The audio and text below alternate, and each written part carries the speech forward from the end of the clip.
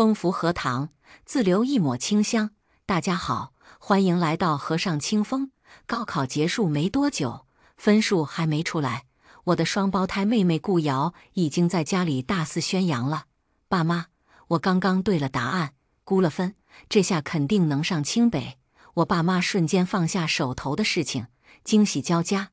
哎呦，我的宝贝瑶瑶，你一直这么优秀聪明，你不上清北谁上清北？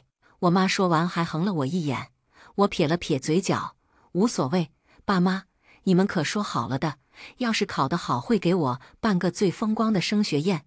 顾瑶故意把升学宴3个字咬得重重的。我爸拍了拍我妹的肩膀，一脸得意：瑶瑶，爸都给你酒店找好了，爸就知道你一定可以考这么好，谢谢爸妈。顾瑶放甜了声音，把爸妈哄得高高兴兴的。我对这种父慈女孝的场景没兴趣，转身进了房间。没想到过了一会，顾瑶直接推门而入：顾南，你这么丧着脸，该不会发挥失常了吧？他环着手臂，居高临下的姿态，万一分数比你高呢？我来了兴致，故意刺激他：怎么可能？你明明高考前一天还感冒了，怎么还能考得比我高？顾瑶吹眉瞪眼：所以我房间的空调是不是你调低并且藏了遥控器？我冷了眼：别胡扯，你有证据吗？顾瑶翻了个白眼：反正你别指望爸妈给你办升学宴。说完摔门而去。我叹了口气，明明是双胞胎亲姐妹，我不懂为什么从小到大顾瑶一直这么针对我，在爸妈面前编排我的坏话，把自己的低分试卷塞到我的书包里，甚至不愿意在同学面前介绍我和她是双胞胎姐妹，更别提这么多年没叫过我一声姐姐。也许是顾瑶比我更好看，伶牙俐嘴，更会哄爸妈开心。哪怕小时候爸妈对我和她没什么差别，但是爱的天平越来越倾斜，他们只会更加关注顾瑶的生活，不管是物质还是精神上，我得到的永远都只是附赠品。而现在高考终于结束了，我终于可以摆脱这样的家庭，去大学里过自己的生活，不过一个升学宴罢了，我也不在乎。随着日子的推进，顾瑶的升学宴酒店已经确定了，她此刻正在沙发上给同学们发请帖。在她和爸妈眼里，清北是稳了。结果这个时候，我爸突然接到一个电话：您好，因为没开免提，所以我听不到对面在说什么。啊，招生处老师啊，是清华呀。我爸满脸喜悦。顾瑶迫不及待抢过手机按了免提，对面传来招生处老师的声音：顾爸爸，我们这边来电是想祝贺顾南同学在本次高考取得了相当优异的成绩，不知道顾南同学对我们清华有没有什么兴趣呀？电话这头突然陷入了沉寂，我妈抬头看了我一眼，神色复杂。我爸清了清嗓子，语气带着不确定：老师，您说的是顾瑶吗？顾南同学。顾瑶瞬间挂不住脸。原本我想上去接个电话，没想到却被我爸抢先回复：老师啊，是这样的，我家还有个女儿叫顾瑶，分数肯定能上清华，不知道您是否可以查看一下？不好意思啊，顾爸爸，我目前负责对接的是顾南同学，如果后续有顾瑶同学的消息，我们一定会给您再来电的，那边给出详细解释。好的，我们家顾南嘴笨，我替他表达一下哈，现在成绩还没出来，我们也不好贸然下定论，想等等后面什么情况，要是我们决定好了，随时跟老师您联系。我站在原地，看着顾瑶拉着脸，我妈拉着她的手安慰她，而我爸明明接到关于我的电话，却依旧想着顾瑶。我看着这新个怀鬼胎的一大家子，心彻底凉了。我轻叹了一口气，回了房间。眼下最重要的是，尽快决定好是去清华还是北大。回到房间后，我原本还在查资料，突然门被打开，我回头看过去，发现是我爸，他端了一杯牛奶过来，真稀奇。我把头转过去，当什么都没看见。事到如今，我也算是看透他们了。南，爸爸没想到你这次考得这么好。他的语气我一时分辨不清，不过他没想到也正常，哪次考试他们的注意力是在我身上的，哪怕我考得比顾瑶好，他们也听信顾瑶的话，觉得我只是靠作弊和运气考得好。爸，你有什么想说的吗？我不想听他弯弯绕绕的话。楠楠，这么多年，爸爸确实忽略了你的感受，但是瑶瑶是你妹妹呀，今天接电话还是要照顾一下瑶瑶的感受的。果然来找我，句句不离顾瑶。如果顾瑶考得好，自然会接到电话的。对，但是这种事也说不准，毕竟清北的机会很难得。我来是想说，这次给顾瑶办升学宴，要不也顺便给你一生办了。我抬头看着我爸，一时不知道该说什么，又是顺便，我真的成了什么好打发的附赠品了吗？我原本想说不必了，结果刚张口，顾瑶突然进来了。爸，我不要跟他一起办，凭什么要给他办？不是说好了给我办的吗？我也能上清北。房间里充斥着顾瑶的尖叫声。瑶瑶，别闹，爸，你要是给他办了，就别给我办。顾瑶尽情撒泼，惯用伎俩。果然，我爸搂着顾瑶带她出去了，嘴里还说着：“好好好，爸只给你办。”我扯了扯嘴角，结局不早就注定好了吗？还好我根本没有期盼过，升学宴还是会如期进行。只是顾瑶越来越焦虑，她从早到晚都守着家里的座机，生怕错过任何一个电话。这天中午，电话突然响了。其实我有点好奇，会不会是北大打来的电话？但是顾瑶已经抢先一步接了电话。您好，一副乖学生的语气，礼貌又期盼。但他好像却没有听到想听到的，眉头逐渐皱了起来，声音也不装了。哪来的骗子？我有亲爸亲妈，怎么可能是你的亲生女儿？再说我就报警了。顾瑶原本的期待落空，语气因此特别尖酸刻薄，愤愤挂了电话。倒是我爸我妈突然脸色有些变了，我也没多放在心上。结果傍晚出去散步的时候，被一对夫妻拉住。铮铮，这位妇女拉着我的胳膊，力道很轻，但我依旧感觉出她的颤抖。我有些疑惑：“阿姨，你是不是认错人了？我不叫铮铮。”这位阿姨听到我说话，瞬间红了眼眶，眼角泛着泪光。“你是铮铮？你是不是肩膀右侧有一颗硬币大的黑痣？”我心一咯噔，确实有。我突然联想到顾瑶接到的那个电话：“铮铮，我是你妈妈呀！”面前的阿姨哭出了声，肩膀剧烈抖动着。她身后的男人扶住了她：“铮铮，这件事一时半会说不清楚。你妈现在情绪激动，不知道你愿不愿意跟我们去找个地方坐下来谈一谈。”男人情绪还算稳定，但也能看出来他眼里的激动的情绪。可以，我决定看看到底是什么情况。你要不跟我们上车？他指了指身后那辆车。我不傻，我不能贸然跟着上啊。不用，这附近就有家咖啡厅。我伸手指了指公园外路口那家咖啡厅。好，听你的。男人点了点头。我带他们去了咖啡厅，点了3杯咖啡。铮铮，妈妈给你和悠悠打过电话。那天她不信我说的，这位阿姨明显情绪稳定下来了。阿姨，你口中的悠悠是顾瑶？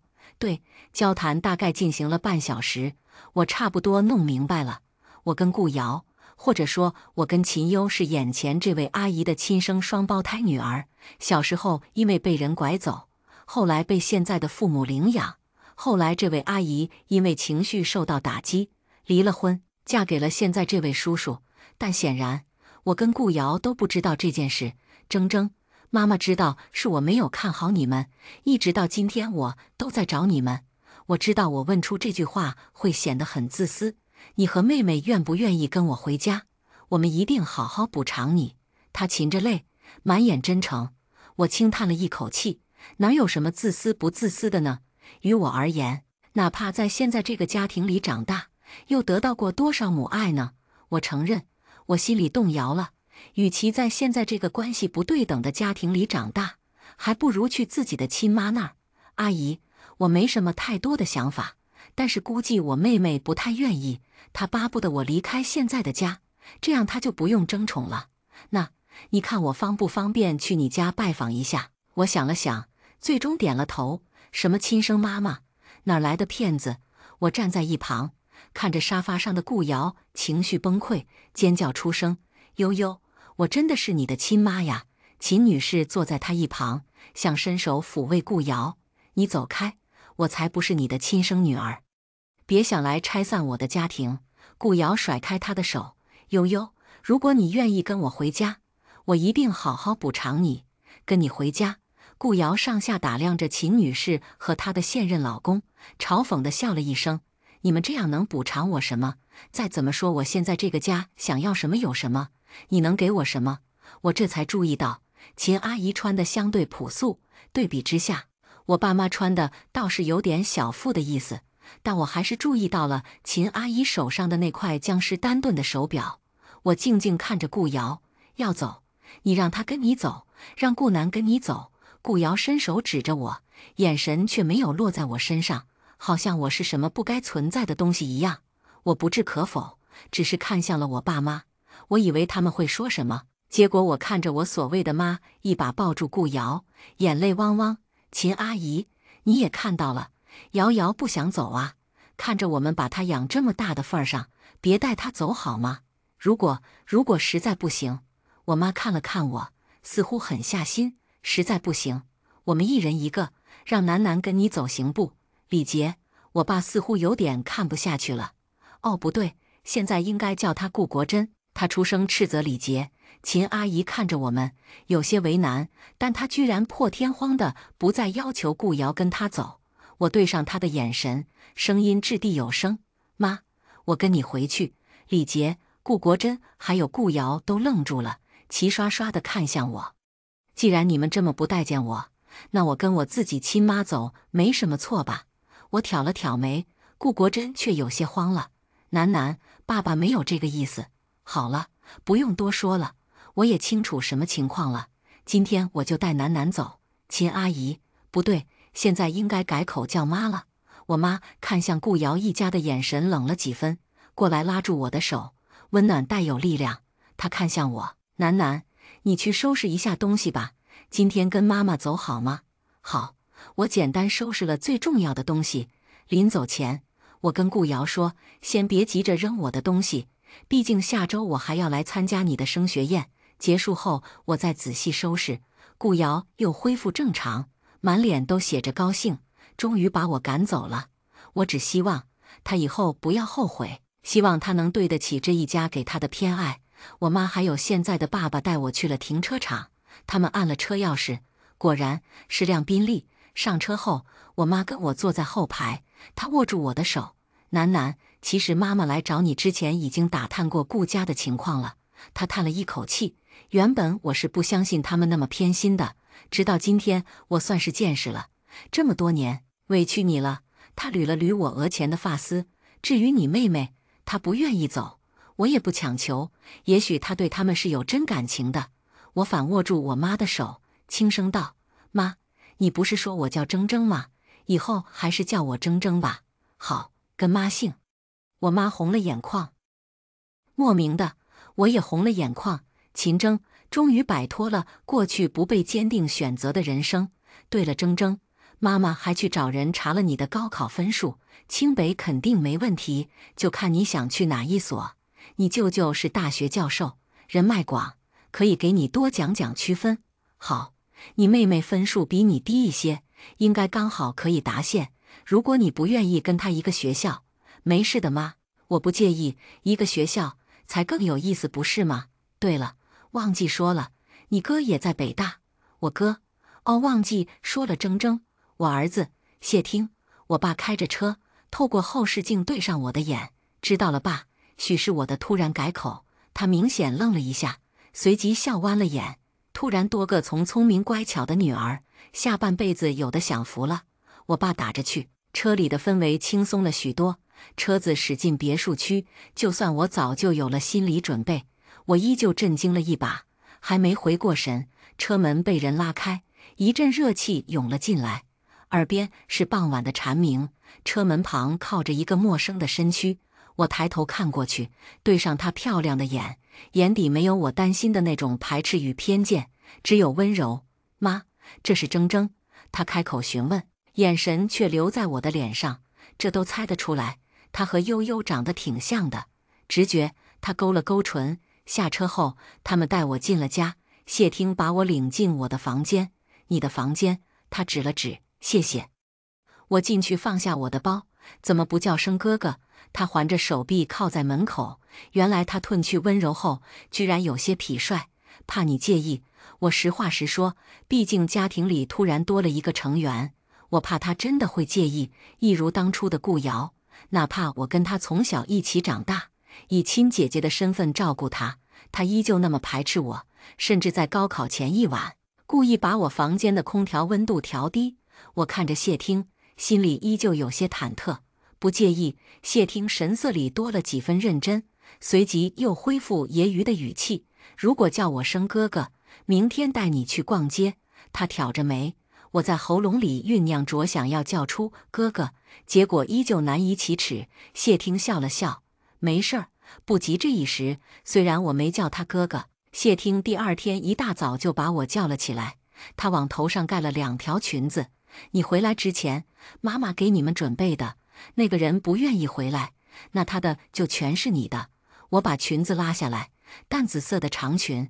以前在家里，他们只会给顾瑶买裙子，只因为我从来没主动张口要过，他们便从来没有问过我想不想穿裙子，所以至今衣柜里一条裙子都没有。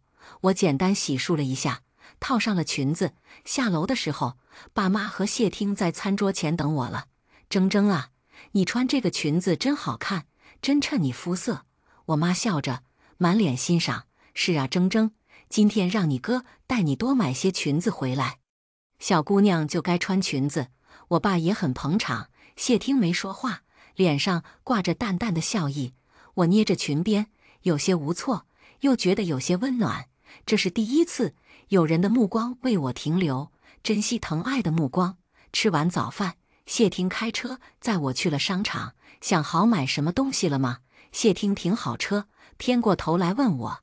没，爸可是跟我说了，随便买，别客气。我摆了摆手，感觉有些夸张了。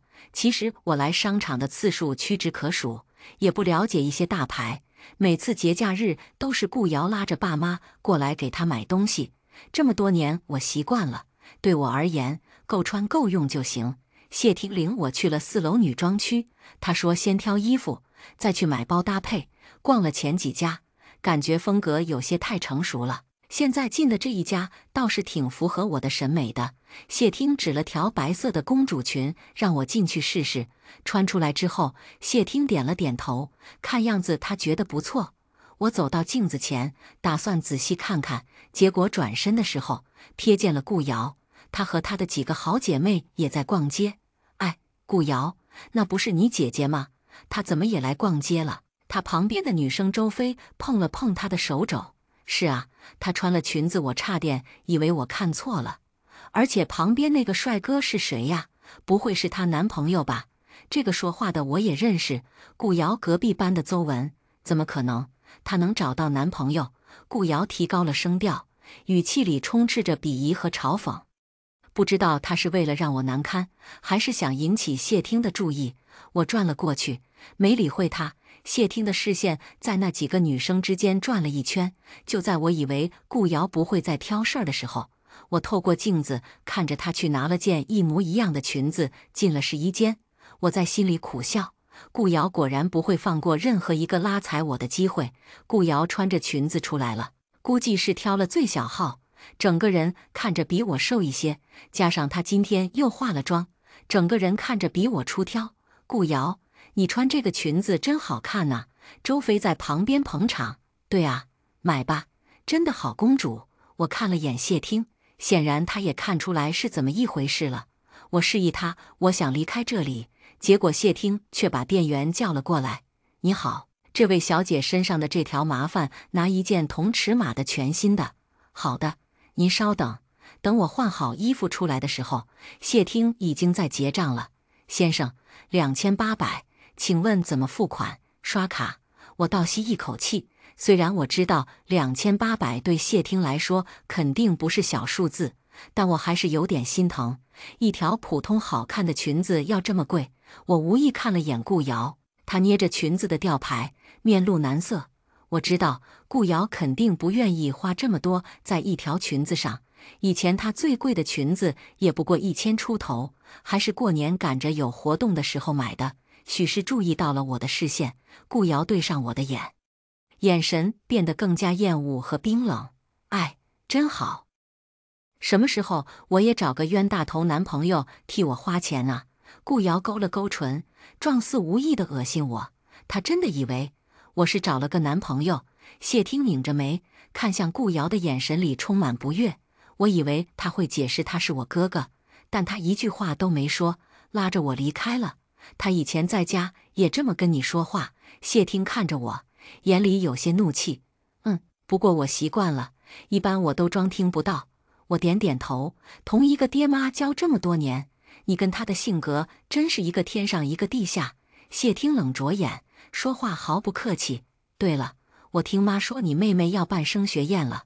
我点点头，不明白她为什么突然问这个。你到时候会去吧？去。去就行。谢听眼神一亮，还没等我问为什么，又拉着我去别家买衣服了。谢听给我又买了几套衣服，我算了算，快花了2万多了。我拉了拉他的胳膊，不用再买了，真的够了。行，衣服就先买到这，去买包。谢听勾了勾唇，我硬着头皮跟他去了2楼的包包区。平时看到这些名牌店，我都是绕着走的。谢听是 VIP， 销售也是一对一服务，很快就帮我订了2款包，大小合适，颜色也中规中矩，跟今天买的衣服都比较搭。结账的时候，依稀听到6万多，我倒抽一口气，突然感觉现在仿佛一场梦境。谢听拎着包装盒跟我出了门，让我在外面等他，他去开车，我站在门口等他。好巧不巧，碰到了正在打车的顾瑶和他的朋友们。我移开眼神，不想再有任何的语言冲突，但是顾瑶不想放过我。哟，怎么2手空空站在这里呀？你那有钱男朋友呢？把你甩了？顾瑶看我一个人站在这里，眼里露出讥讽的笑意。也许在他眼里，我就不能过得比他好。顾瑶，你没必要对我这么有偏见。我轻叹一口气，我以为我离开了顾家，顾瑶对我的成见会少几分，现在看来是我想多了。可我就是讨厌你啊，讨厌你每次一副轻描淡写的样子，好像什么都不在意。你真的以为自己很清高吗？顾瑶提高了音调，好像这么多年真的是我在做对不起他的事情。可实际上呢，因为我比他聪明，成绩比他高，他便要偷偷地撕碎我的试卷，往我的书包里倒水。就在我打算要去告诉爸妈的时候，他却把同样的伎俩用在他自己的身上。他举着他的被撕碎的试卷，一脸得意地笑。去呀，你去告状呀！我倒要看看爸妈相信谁。好像记忆里他就是这样骄纵，甚至蛮横。所以之后的大部分考试，我都选择故意不答几道题，成绩看起来平平无奇，不上不下。哪怕我已经做到这份上了，他依旧霸占着爸妈的爱，开家长会也要以各种理由把爸妈拉过去给他开。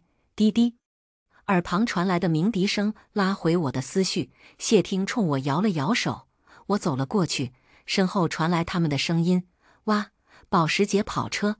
我第一次这么近距离看到爱。周飞感慨着，顾南的男朋友居然这么有钱，好羡慕啊！估计顾瑶实在听不下去，愤怒着叫出声：闭嘴！有什么好羡慕的？靠男人算什么本事？谢听一脚油门，把那些杂言碎语甩在了后面，不用放在心上，过好自己的生活，一切顺利就好。谢听握着方向盘，眼神看着前方，我心里的阴霾一扫而空。现在的我已经不是过去的那个顾南，而是秦征。顾瑶的升学宴如期举办，我作为她的亲生姐姐肯定要到场的。只不过谢听比我更在意，她一早把我叫醒，催着我去洗漱。等我出来的时候，就看到她请了一位化妆师到家里来。这时我有些困惑，都去参加升学宴了，不打扮一下？谢听挑了挑眉，不等我回复，就把我按在了椅子上。安心让他画，别让我这5000块打水漂了。谢听示意化妆师开始，我赶紧闭上了眼，差不多画了快1个小时。再次睁眼的时候，我被镜子里的自己惊艳到了，面部所有的优点都被放大了，大眼睛闪着光，小巧的鼻头透着淡淡的粉。尽管我的上唇有点薄，但是化妆师特意把口红晕出边界，视觉上看嘴巴小而饱满。等我反应过来的时候，谢听突然在旁边给我拍了几张照，我看过去有点无措，很好看。谢听盯着我，发自内心的称赞，好看的事物值得纪念。他冲我眨眨眼，我不知道他还做了什么。等我坐上他的车前往顾瑶的升学宴的时候，我才知道他刚刚的眨眼是为了什么。谢听居然拿我的手机把我的照片发在了朋友圈，我闭了闭眼，不敢去看底下的几十条评论，太羞耻了。我还没发过自拍，我索性关了手机，看着谢听一脸笑意，真不知道是开心还是生气。等到了酒店门口，大家很快就注意到了我们。谢听今天开的车是大红色的，真是一点都不低调。由于我穿着高跟鞋，下车有点不稳，谢听赶紧过来搀扶着我。李杰和顾国真在门口迎客，顾瑶也在接应自己的同学。看到我的到来，他们陷入了一小会的沉默。楠楠来了，顾国真率先开口。我点点头，听到顾瑶那边的议论：哎，顾瑶，没想到你姐姐化了妆这么好看。是啊，穿着白色裙子确实好公主，这不是上次你没买的裙子吗？你看她的包，天哪，是 Prada 的，我妈好几年才舍得买一个，估计顾瑶要气炸了。我向李杰和顾国珍介绍，这是我哥哥。听到此话的顾瑶按捺不住，凑了过来，这是你哥哥。他脸上一阵绿一阵白，你到底在装什么呀？他要是你家的人，怎么可能这么有钱？你在哪里找的演员配合你演出？顾瑶皱着眉，不相信这是我哥哥，或者说他不愿意相信我家里居然比他家有钱多了。信不信随你。谢听在一旁忍不住出声：当初你不愿意跟我妈回家，现在你又关注这个做什么？顾瑶突然说不出话，愣在原地，好像在思索什么。我没理会他，跟谢听道了别，我直接进了酒店里面。总不能不招待我吧？进去后，我看到一大桌同学，便径直走了过去，随便找了个位置坐下。突然，身边的同学凑了过来：“天哪，真的是你呀，顾南！”我刚刚差点没敢认。我笑了笑，抬眼的时候对上一个目光，周宇，那个当初说对我有好感，结果不出3个星期被顾瑶迷得七荤八素的男的。他盯着我看，眼里透着惊讶。我笑了笑，冲他点点头。他张了张嘴，刚想要说什么，被走过来的顾瑶狠狠掐了一把。周宇，你在干什么？同学们见怪不怪，毕竟顾瑶向来爱耍小脾气，对周宇上手打闹再正常不过了。只是今天周宇却突然翻了脸。顾瑶，你在搞什么呀？能不能别有这些小动作？我很好欺负吗？周宇一声吼，把我们吓一跳，纷纷看着他们。顾瑶脸色一僵，估计也是没料到周宇突然急眼。往常哪次不是周宇哄着他，但顾瑶是那种明明知道自己错了却不主动低头的人，哪怕周宇愤然离席了，他也没追上去。他憋红了脸，估计一时没处撒气，又盯上了我。顾南，你出来，我有话跟你说。我早就不叫顾南了，你忘了吗？我冲他笑了笑。秦征，他咬牙切齿，你出来，你让我出去，我就要跟你出去。你以为还在顾家呢？顾瑶估计气上头了，抓起我手上的包，把我往外拉。我站起身，把包从他手里夺回来。别急呀，要是拽坏了，你可得让你爸妈给我赔钱呢，这可不是小数字。顾瑶拉着脸，把我带到一个小角落。秦征，我告诉你，你我还是亲姐妹。顾瑶环着手臂，恢复高高在上的姿态。我摇了摇头，亲姐妹3个字，实在有些可笑。第一次是他给我打的电话，问我要不要回去，是我误会他是骗子了。现在我想好了，我要回自己真正的家，看着他翕动的唇，我一下子愣住。我真的没想到顾瑶会有这种想法。我还没反应过来，不知道什么时候李杰冲了过来。瑶瑶，你刚刚说什么？你要离开妈妈了？李杰满眼难以置信。顾瑶也是没想到刚刚的话被他妈听到了，面色一下有些难堪。他支支吾吾道：“我只是觉得她是我亲妈，我按道理应该回去看看她的。可是那天不是都商量好了吗？她带了楠楠回去，你留在我身边呢。”李杰抓着顾瑶的肩膀，神情有些崩溃。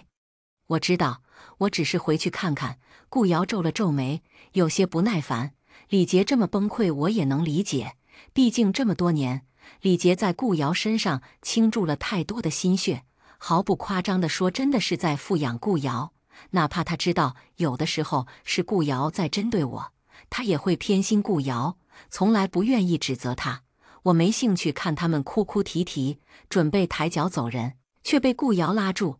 你把他联系方式给我。我给他打电话，我不禁觉得有些可笑。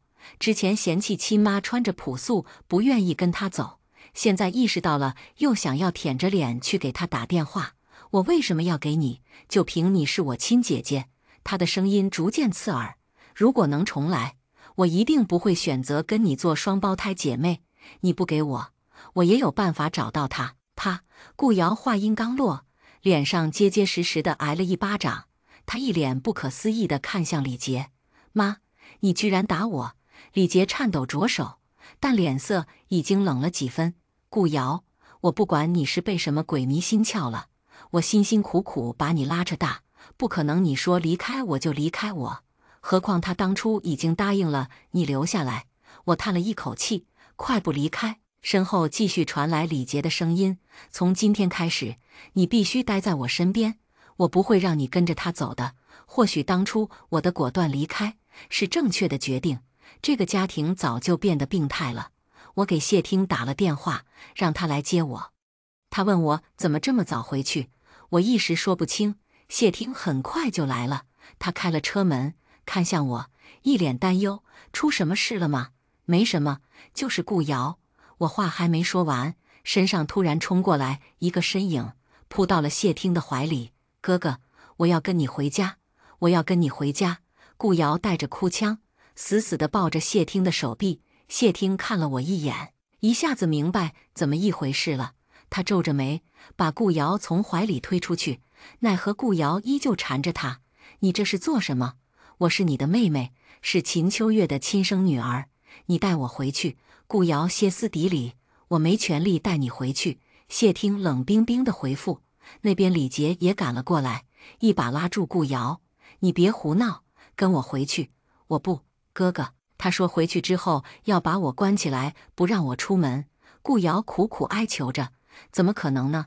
你妈妈这么疼你，要不然这么多年也不会这么配合你对付你姐姐呀。”谢听忍不住嘲讽：“你别听他乱说，今天是他升学宴，怎么能让他这个主角离开？”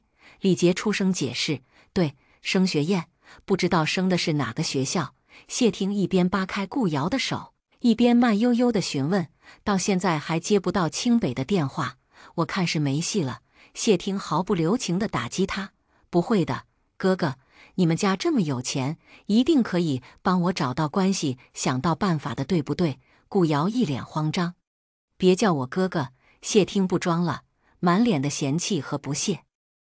李杰一用力，把顾瑶拉开了：“姐姐，你跟妈妈说好不好，让她来接我。”我看着顾瑶哭花的脸，心底里升起一股悲哀。好歹李杰对她也是真情实感，他居然就真的想离她而去。“我们回去吧。”谢听拍了拍我的肩膀，我点了点头。到家后，我感觉一身疲惫，进了房间躺下。晚饭之前，我妈敲门进来，她坐在我的床边，摸摸我的额头。我握住她的手，贪恋这一份温暖，来自亲人的温暖。说实话，顾瑶说她也要回来的时候，我怕了，我怕她又会再一次夺走本该属于我的爱。我看着妈妈，眼里有些迷茫。“铮铮，妈妈知道你在想什么。”她索性睡在我的身边，把我抱在她的怀里。我想这样抱着你已经想了很多年。当我查出顾家对你有偏见的时候，我真的很心疼，很心疼。可你偏偏看着又这么懂事理智，不争不抢。铮铮，你不用害怕。当初你妹斩钉截铁说不愿意跟我回来的时候，我在心里已经做好抉择了。我知道我也对不起你妹妹，可你妹妹长这么大也算是受人宠爱，没有受过什么伤害，反而是你去了顾家却没有得到父母的爱。妈妈既然选择把你接回来了，就一定会加倍的对你好。你不喜欢的，我不会强求你；你想要的，我一定尽量满足你，好吗？铮铮，妈妈这次一定只向着你一个人。我鼻子一酸，把脸埋进妈妈的怀里，眼角一点点被泪水浸湿。来自妈妈的爱，原来是这种感觉，让我安心，一份被坚定选择的安心。我在她怀里沉沉地睡过去。我突然不想再跟顾瑶计较，在这之前，我确实存了点想复仇的心思，可一切的一切比上现在家庭给我带来的安全感都不值一提。再次醒来的时候，楼下飘来饭菜的香味，谢听过来敲门，让我下楼吃饭。我刚打开房门，谢听一边指着我的脸，一边憋笑：“怎么了吗？”我下意识去摸，你自己去照照镜子，变成小花猫了。谢听双手搭着我的肩膀，把我推到化妆镜前。我一看，估计是刚刚哭得很了，满脸的眼线液。什么吗？这眼线液质量这么差？我伸手想要擦，却被谢听拦住。笨蛋吗？要用卸妆湿巾。谢听伸手拿了片卸妆湿巾，掰过我的脸，细细地帮我擦。铮铮，你想出国吗？谢听语气温柔。其实我还挺喜欢瑞士的，是吗？我也很喜欢。谢听勾了勾唇，要不我们出国吧？一是想带你去看看外面的世界，二是我不希望顾瑶再来打扰你的生活。我笑了笑，我不在乎他了，我在乎，我不想看到他对你再做出什么出人意料的举动。谢听停下手，满眼认真。好，我也想出去看看，那学校那边，爸爸会帮你搞定的，你放心。我点点头，不知道为什么，我逐渐依赖他们。谢听带我下楼的时候，我忍不住握住他的手。谢谢你，哥哥，发自内心的感谢，感谢他没有缘由的对我好，维护我，在乎我。谢听一愣，偏过头直直地看着我，随即笑了笑，却什么也没说。我知道他都懂。后来通过同学得知，李杰逼着顾瑶和周宇分手了。顾瑶因为分数不够，也没能去上清北，被迫去了他不喜欢的专业。李杰让顾国珍卖了房子，准备去顾瑶大学所在的城市买房，这样更方便看管顾瑶。也许是知道我准备出国了，顾瑶在家被软禁的时候，选择了跳窗，却不小心摔断了腿，现在在医院住院。我妈给他家一笔钱，算是和他们彻底了断。我坐在飞机上，看着窗外层层叠叠的云，心里没什么波澜，只有对未来的隐隐期盼。我转过头看着爸妈，还有哥哥，心里非常动容，因为有他们，我才是幸运的。下面我们来听第二个故事，5岁生日的悲剧。爸爸因我瘫痪，奶奶说我是灾星，要将我送走。我出生在一个小山城里，这里贫穷又落后。从有记忆起，我爸就总是打我跟我妈，就因为我妈没有给他生一个儿子。他讨厌我，也讨厌我妈。印象里，他总是在喝酒，喝醉了就抡起拳头打人，没用的东西就知道生赔钱货。我花那么多钱把你买回来，连个儿子都生不出来。废物！他挥舞着拳头，昏黄又斑驳的灯光照耀在他的脸上，狰狞得如同恶鬼。我蜷缩着身体，在角落里偷偷地哭。其实我很想扑过去抱住我妈，让我爸不要再打了，可是我不敢，我害怕。爸爸的存在就像是一个充斥着灾难的魔咒，他只会给我带来痛苦和无尽的虐打。哪怕是只听到他的声音，看到他的脸，我都会吓得两腿发软。我怕他，又恨他，无数次的偷偷在心底诅咒他。为什么他会是我爸爸？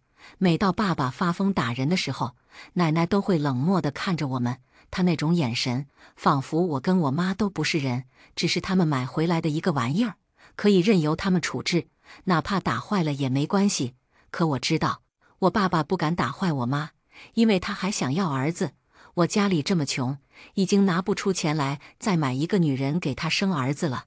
不知道从什么时候起，我爸每次打完我，第二天都会倒霉，有时候是在工地上砸到脚，或者跟人打牌的时候输钱。总之，每次打完我和我妈，他都会倒霉。我奶奶也一样，她头天刚饿了我一天，第二天就摔断了腿。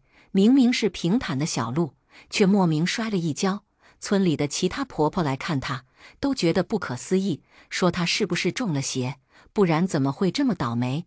我奶信了这种话，她觉得我就是那个扫把星，是我克了他们家，然后一整天都不许我吃饭。可他们根本意识不到，只要对我不好，倒霉的事情就会一直发生。我磕磕绊绊长到快5岁的时候，我妈终于又怀孕了。我爸心情好，几天没有打我们，逢人就说他要有儿子了。当时我正被奶奶使唤着洗衣服，我妈就坐在床头，摸着他的肚子，一根铁链就拴在他的脚腕上，那是为了防止他逃跑，特意拴着的。这一根铁链从我记忆起就存在了。他眼神麻木地看着前方，根本不像爸爸那样期待这个生命的到来。我知道我妈不喜欢我，甚至有些讨厌我的，因为她每次看我的眼神都像是在看什么令人厌恶的东西。我有些伤心，觉得她也因为我是女孩，所以才讨厌我。可我爸爸每次打我的时候，他都会扑过来抱着我，挡着那些拳头。奶奶不让我吃饱的时候，他也会把自己的馒头掰一半给我。虽然他很少跟我说话，也没有像其他妈妈那样亲密地抱我，给我讲故事，也许他也是有那么一点点爱我的，对吧？哪怕只有那么一点点。我妈怀孕后最高兴的人就是我爸爸了，他破天荒地买回来一块肉，让我奶做了给我妈吃，别饿着我儿子了。他总是这样说，仿佛已经确定我妈肚子里的孩子是个男孩。其实他想的也没错，因为我妈肚子里的孩子是我求来的。在这之前，我爸又打了我妈一次。村里有人生孩子吃满月酒，他去了，回来就骂我妈没用，生不出儿子，害得他被人笑话。我妈不说话，他就一把揪着她的头发，扇了她2个耳光。之后又是一番拳打脚踢，等他打完去睡觉。我哭着摸着我妈身上的伤，她眼神麻木，脸上一滴眼泪都没有。我很想问问她疼不疼。我爸每次打我，我都疼得只想哭，可我妈每次都不哭，但我知道她一定很疼很疼。当时我就想，如果我妈生了儿子，我爸爸是不是就不会打她了？如果这个世间真的有神灵，那就让我妈生个儿子吧。之后不久，妈妈就怀孕了，我的愿望又一次实现了。那个时候的我坚信，只要有儿子，妈妈的生活就会变好。她怀孕后，爸爸为了让妈妈开心，把她脚上的链子解开了。有时候我会带着妈妈去村子里逛逛，我小心翼翼地牵着妈妈的手，她的手很粗糙，但是却很暖，比冬天里的太阳还要暖和。村里的婆婆们有时候会逗我，问我妈妈肚子里的孩子是男孩还是女孩。我每次都坚定地说是男孩，只要生了儿子，我妈一定会好起来的。可我妈根本没有熬到那天，她就被我爸爸打死了。我记得那天下了很大的雪，中午的时候，原本在工地上班的爸爸突然跑了回来。他没有喝酒，可脸上的表情比喝醉的时候还要凶狠。你妈呢？他进门就踹了我一脚，粗暴地抓起我的头发，把我扔在地上。我疼得直哭，吓得连话都说不出来。他直接一巴掌甩开我，踹开卧室的门，拽着我妈的头发，把她拖到了院子里。臭婊子，你他妈昨天是不是跟王铁柱说话了？你是我买回来的，你竟敢跟别人说话，不守妇道的贱人，是不是想要给我戴绿帽子？你也看不起我是不是？臭婊子，贱人！他凶狠地把我妈推倒在地，一脚一脚地踹在她身上。我打死你，打死你这个贱人！看你还跟不跟别的男人说话！我扑过去想要抱住他的腿，却被一脚踹飞。脑袋磕在了门框上，血瞬间流了下来，模糊了我的视线。我不觉得痛，只想保护我妈，可我太小了，力气也小，根本不是我爸的对手。他像是发了狠一样的打人，一脚又一脚地踹着妈妈的肚子，看着我妈身下流出来的血，我吓傻了，哭着跑了出去，拍我奶奶房间的门：“奶奶，我爸爸又在打我妈了，你救救他吧，他流血了。”叫什么叫？不就是被打2下？一边去，别烦我！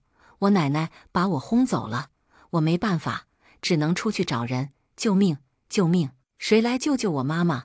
昨天晚上刚下了一场大雪，积雪足有门槛那么厚，我走在雪地里，脚冻得生疼。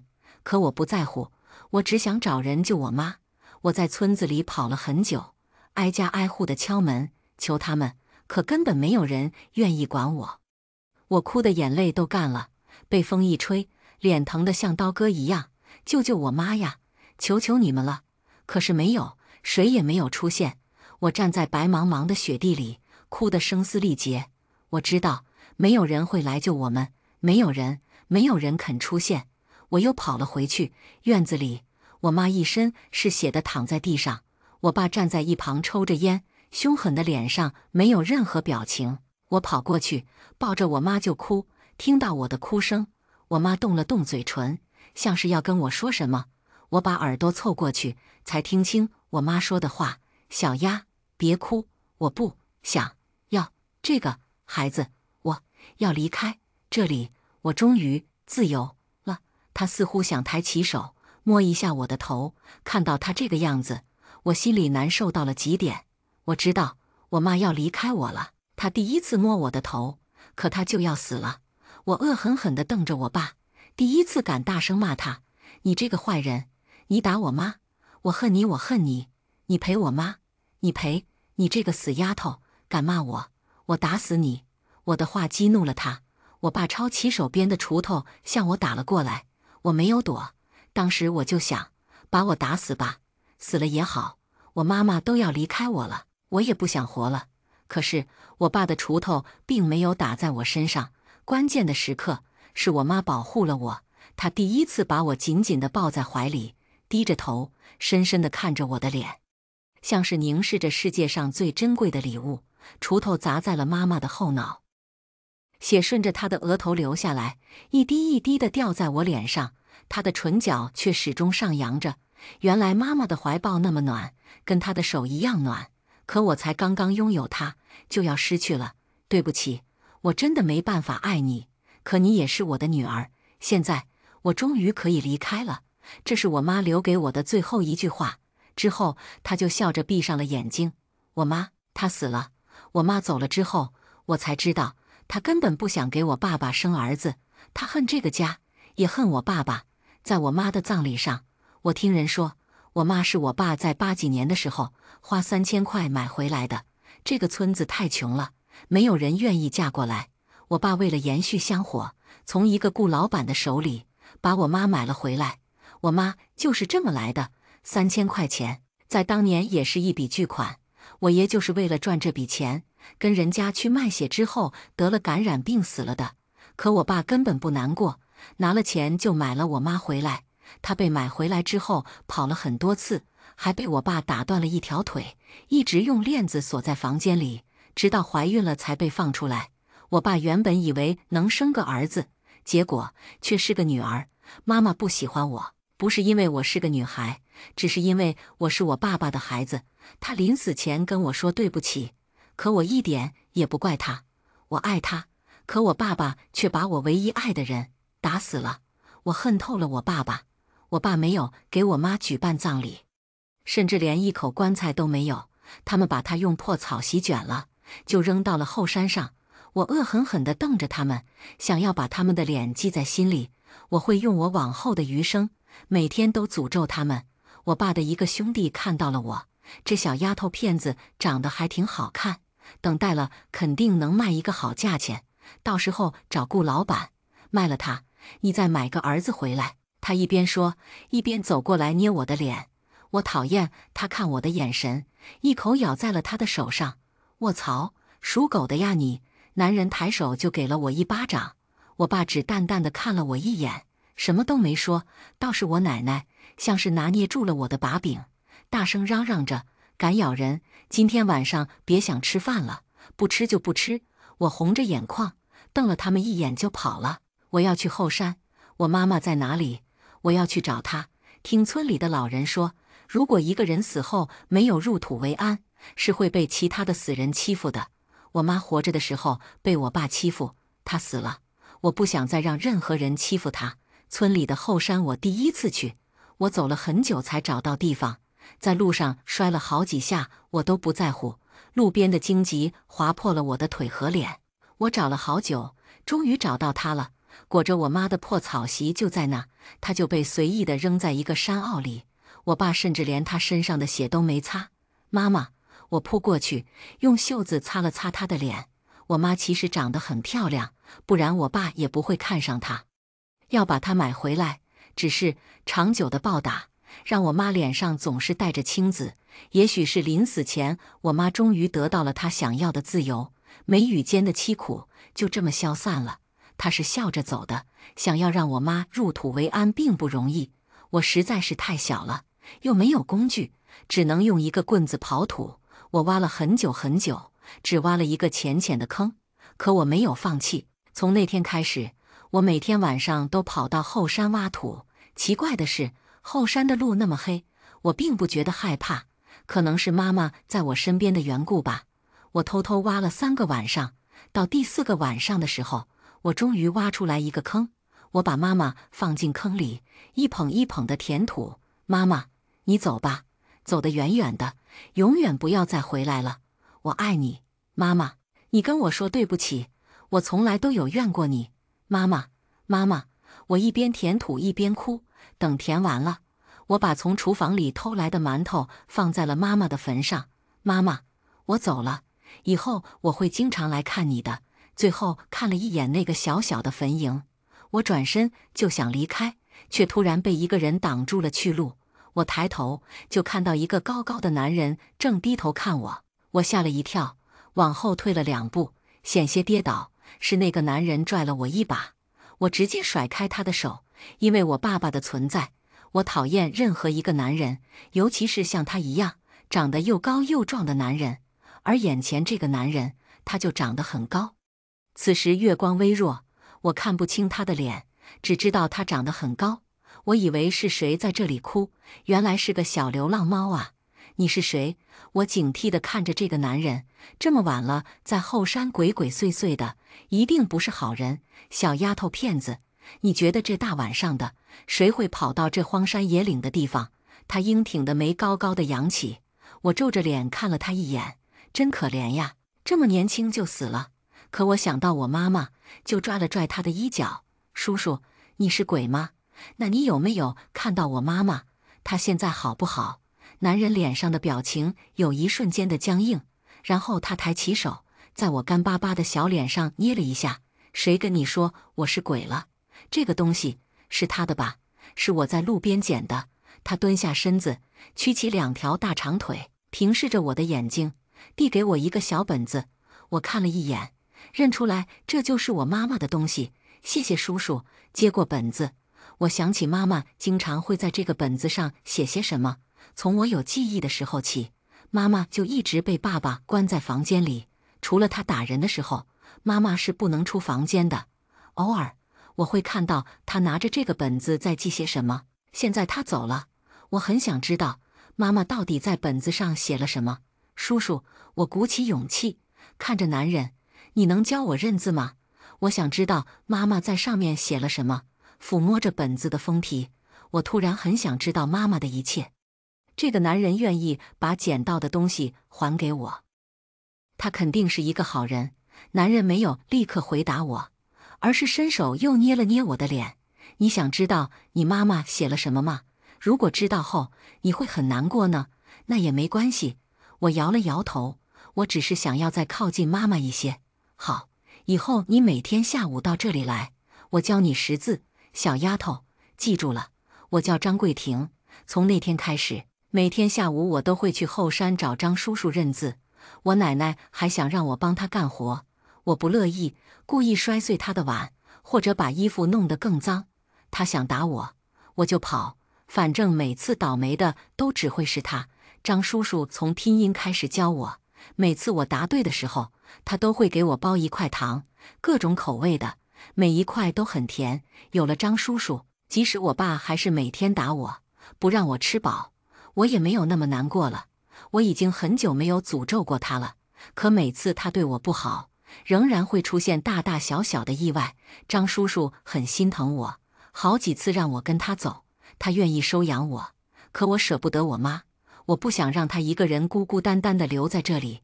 他见我不同意，也不逼我，等临走的时候，却会在我的口袋里塞满糖果。真是欠了你的，他总是这么说。可我知道，真正欠了的人是我。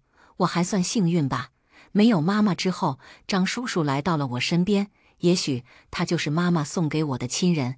5岁生日的前一天，我等了张叔叔很久，他却没有来。我怕他出事，就一直等着，等到晚上，他还是没有来。张叔叔为什么没有来？他是不是也不喜欢我了？后来我没有等到张叔叔，却等来了我爸爸。他气势汹汹地走过来，给了我一巴掌。死丫头，别人看到你在这里跟一个男人在一起，那个男人呢？这么小就知道勾引男人，跟你那个死妈一样贱，不要脸的贱丫头。他可以打我骂我，但他不可以骂我妈。我妈不贱，你别说我妈，你不配。我撞开他就往山下跑，他2、3步追上我，拽着我的头发。我怎么就不能说你妈了？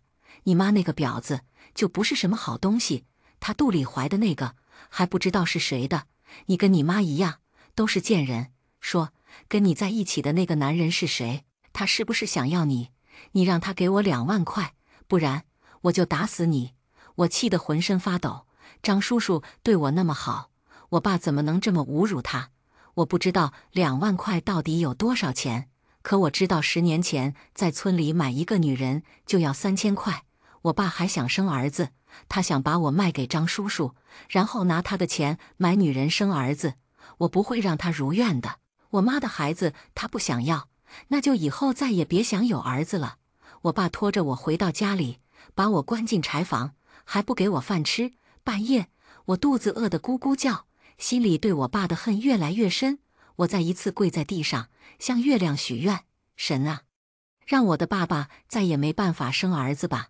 我饿着肚子睡着了，不知道睡了多久，我被一阵阵的哭声吵醒。我扒在门上，看到我奶奶正坐在地上哭，2个有些眼熟的叔叔抬着一张门板，那上面躺着一个男人，就是我爸爸。我的老天爷呀，这天杀的，怎么会这样？狗蛋啊，以后咱娘俩该怎么办啊？婶子你也别哭了，不如上大医院去看看。狗蛋哥从10几米的地方摔下来，能保住一命就不错了。哎，医生说了，他以后恐怕是要瘫了，摔下来的时候还伤到了那个地方，以后也不能生育了。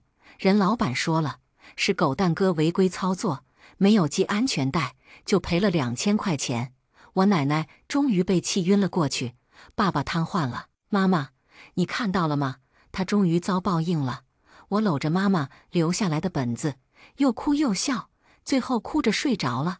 我还梦到了妈妈，她温柔地摸着我的头，脸上的笑容是我从未见过的样子。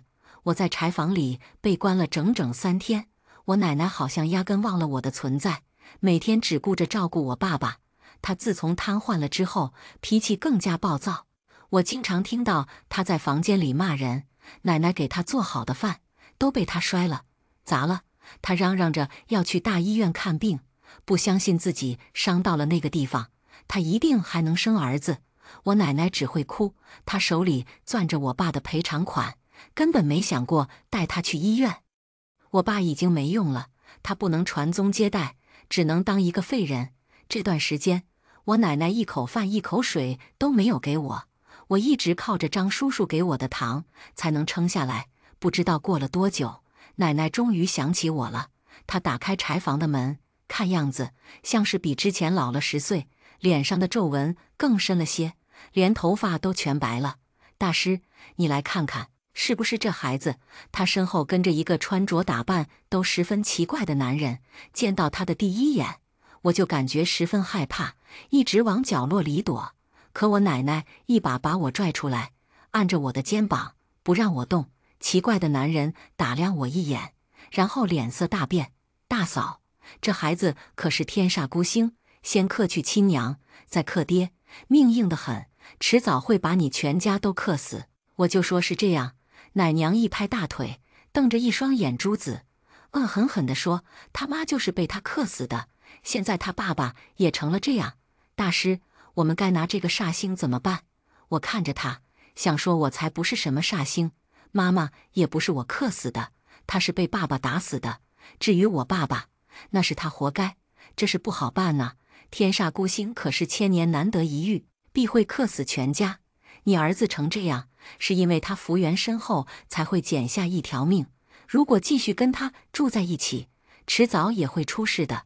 所谓大师捻了捻胡须，我奶奶就迫不及待地说道：“那我把他赶走就是了，这样让他克别人去。”那倒不用，把他交给我吧。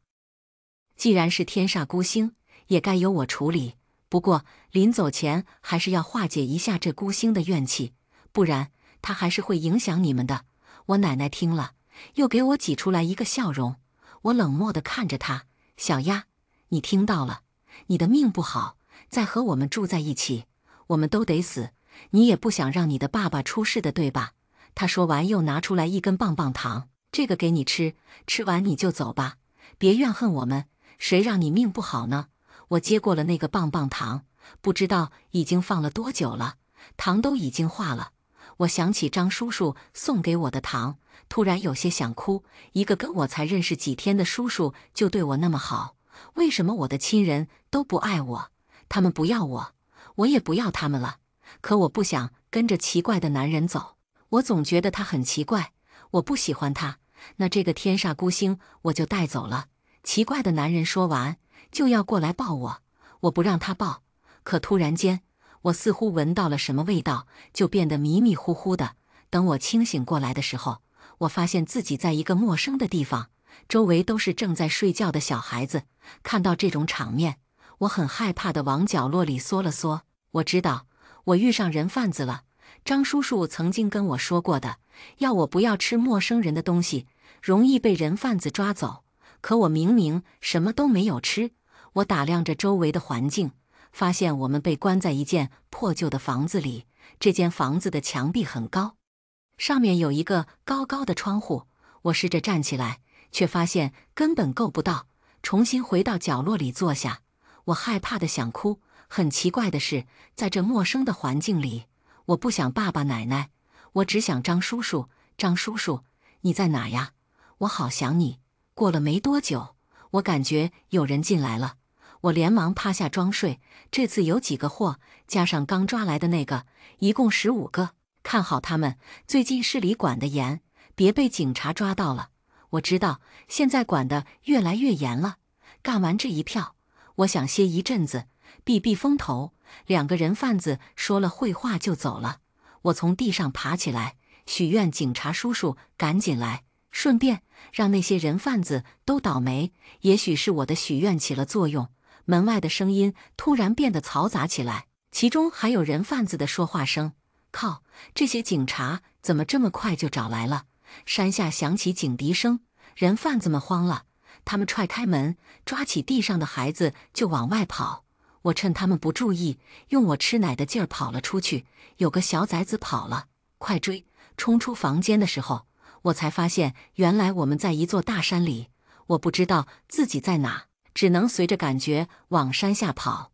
我虽然腿短跑不快，但是我可以作弊。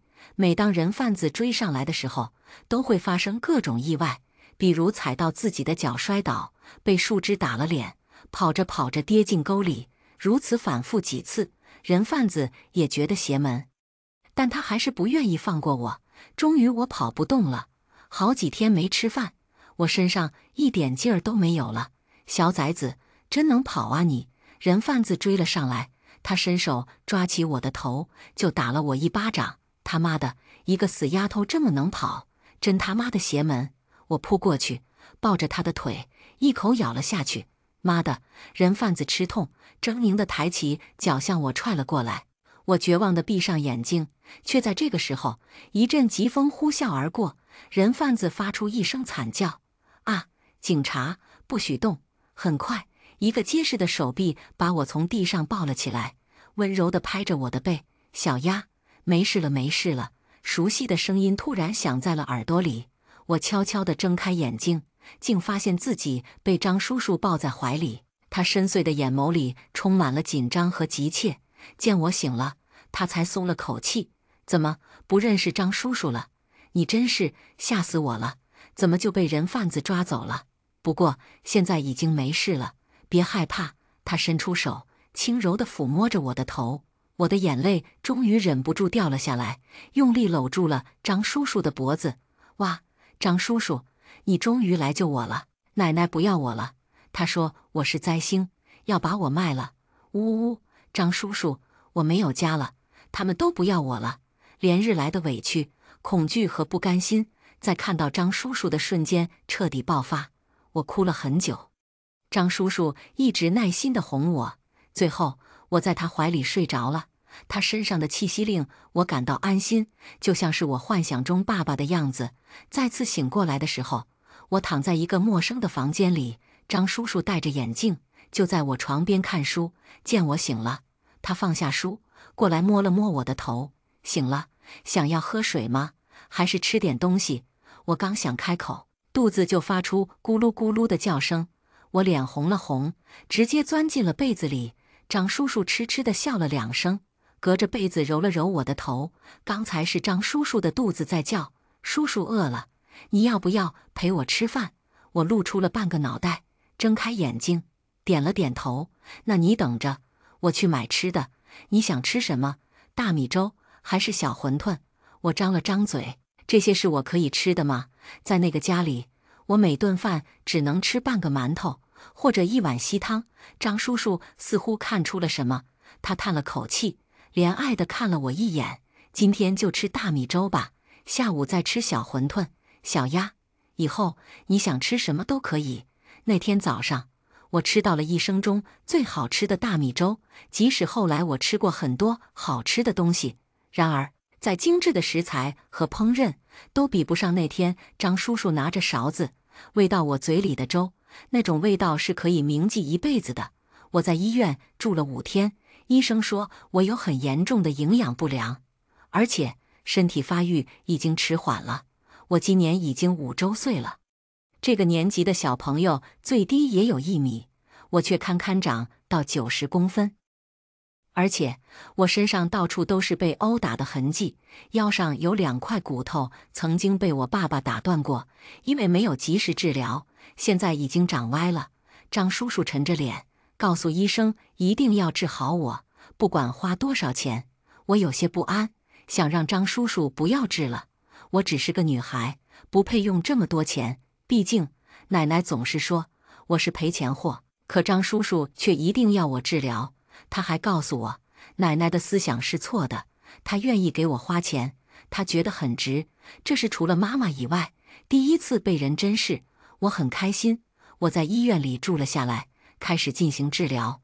照顾我的护士小姐姐经常看着我的身体偷偷地哭，然后在我的枕头底下塞好吃的。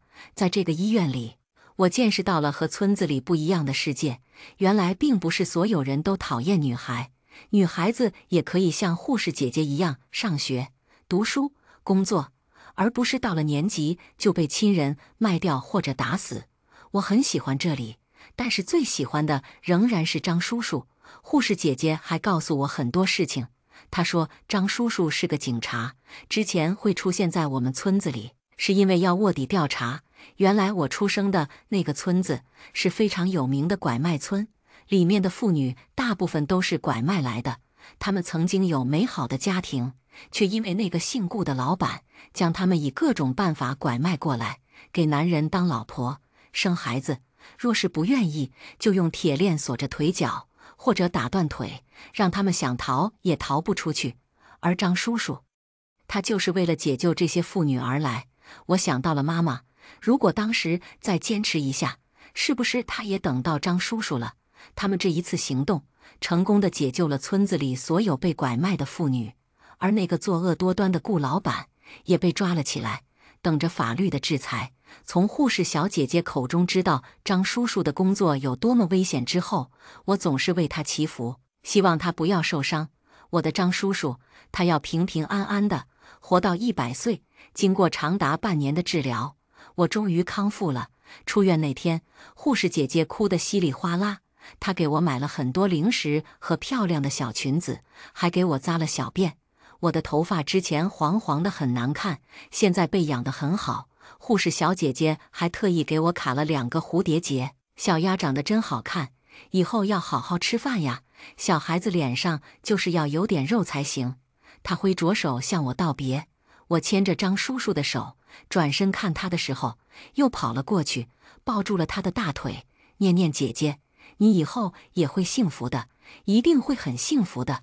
说完，我跑回去拉着张叔叔大步离开。护士姐姐，我说的话一定会实现的。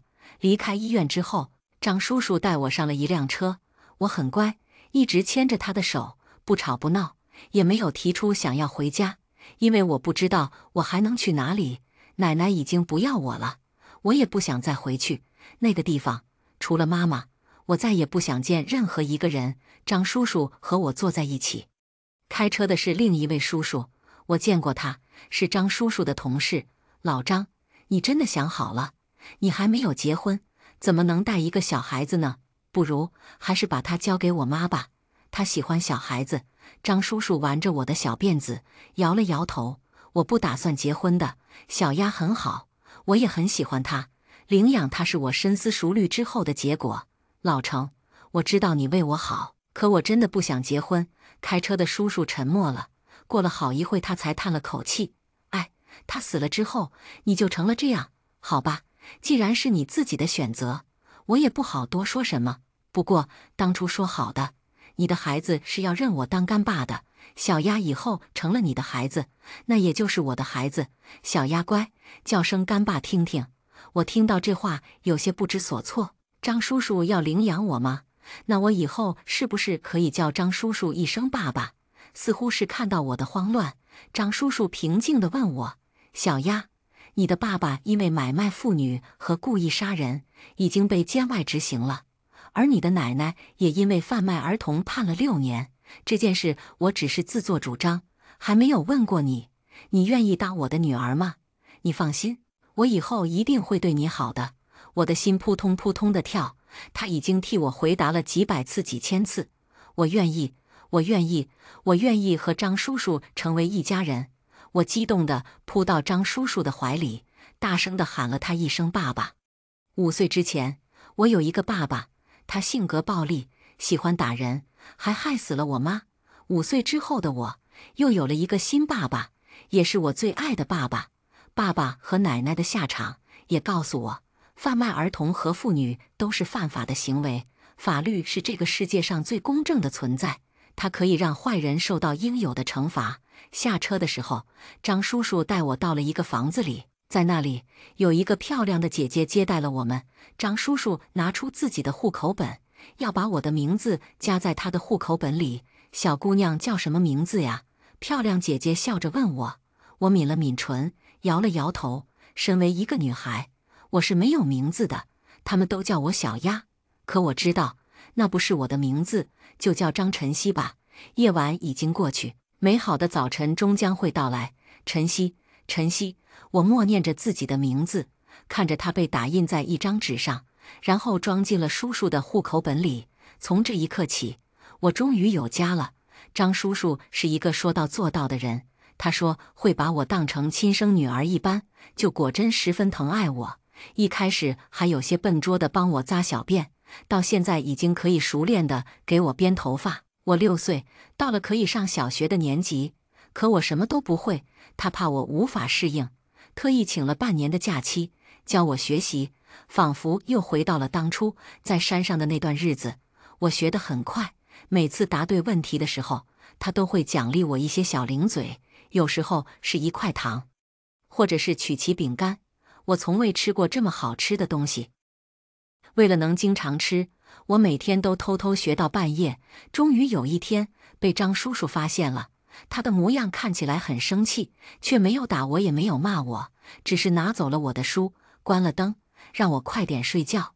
可我根本睡不着，我忐忑地在被子里翻来覆去，害怕张叔叔生气了，把我赶出去。我终于忍不住了，穿着张叔叔给我买的兔子睡衣，打开门，跑到了张叔叔的房间外。门被敲开后，我哭着抱着张叔叔的大腿：“张叔叔，对不起，我错了，你不赶我走好不好？我真的很喜欢张叔叔，他给了除了我妈妈以外唯一的温暖，我不想离开他。我以后不吃零食了，也不会不听话。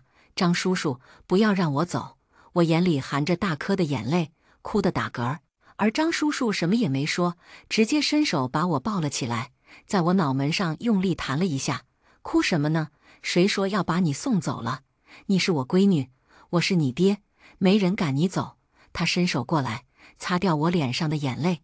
可是你刚才很生气，我知道错了，我不该想要多吃零食的。我睁着红肿的眼睛看他，张叔叔没好气地笑了。我刚才确实很生气，气你不爱惜自己的身体，半夜还在看书。你现在还小，根本不用这么努力，就算你以后想要摆烂也没关系，我愿意养着你，但是你不能伤害自己的身体，知道吗？那我以后可以吃多一块饼干吗？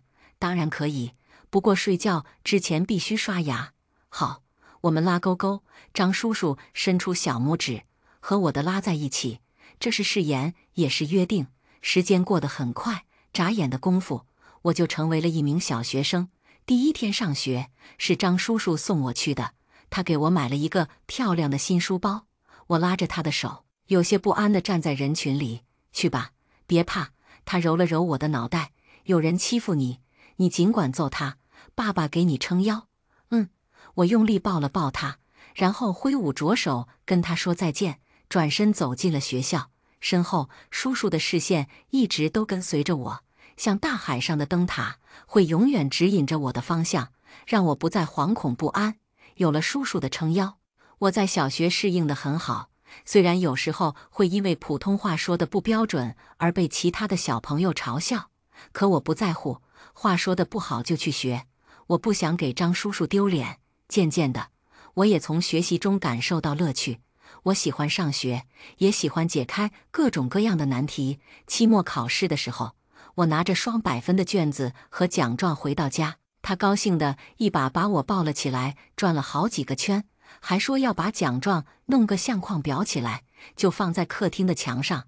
每次来了客人，他都会指着那张奖状，自豪地说：“看到没有，我闺女的考了双100分呢。”我喜欢看他这时候的表情，这让我觉得我的努力并没有白费。